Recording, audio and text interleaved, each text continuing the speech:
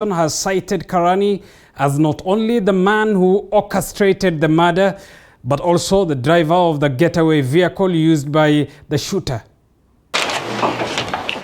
Tuesday morning, Dennis Karani Gachoki, the prime suspect in the murder of Samuel Mugo Muvota, was arraigned before Milimani Senior Magistrate Caroline Muthoni. A day after he had surrendered to detectives based at the Directorate of Criminal Investigations (DCI), and just hours after spending a night at the Kasarani police station, investigators probing the Monday last week gangland fashion murder sought to extend Karani's stay behind Kasarani police station bars for 14 more days as they build their case against him. I swear by the Almighty God. Through a miscellaneous application filed at the High Court, the investigators led by police officer Kapario Gachoki believe that Karani not only orchestrated the murder of Muvota, but also was the one behind the wheels of the getaway vehicle used by his shooter on the fateful Monday afternoon. Where one slim shooter was captured by the CCTV footage on.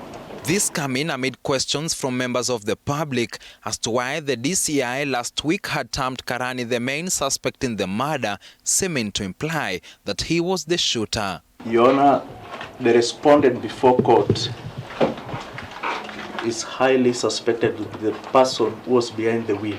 Before Magistrate Caroline Muthoni, Officer Gachoki stated that the 14 days sought will pave the way for the officers to obtain incriminating data from Karani's phone that he did not have at the time of his arrest, as well as visit his 3 homes in Nakuru, Kiambu and Mombasa in search of the murder pistol. According to Gachoki, the 2 weeks would also provide the investigators time to pursue Karani's accomplice, stating that Muvota's murder was more than a one-man job. This crime was committed by more than 2 actors, Your Honor, as evidence in a getaway motor vehicle. The prosecution stating that it already had evidence that Karani ran a stupefying syndicate alongside Muvota and that his fallout as the number 2 in the syndicate with his boss, murdered Muvota, was probable cause for the broad daylight shooting. The days that we request and the application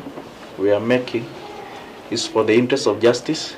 The family of the deceased are still mourning, and when we wanted to record their statements, they were still traumatized, Your Honor.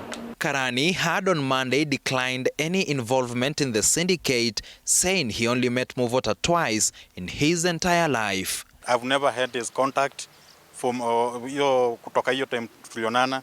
Sijaikuwa na hata contact yake, so I'm wondering how am I connected to the murder. Magistrate Caroline Muthoni granted the detectives permission to place Karani in the Kasarani police station cells for the next 2 weeks. The respondent will be detained at Kasarani police station for 14 days pending the completion of the investigations. The respondent is informed of his right to legal representation. The case will be mentioned on 8th next month. David Mudhoka, TV47, Nairobi. Thank you, David Mudhoka, for that report. Elsewhere, schools have been forced to close down in Kerio Valley following banditry attacks in the area. Elgeyo Marakwet leaders have accused the government of laxity in failing to secure the area. This as hundreds of residents continue to flee the area for fear of their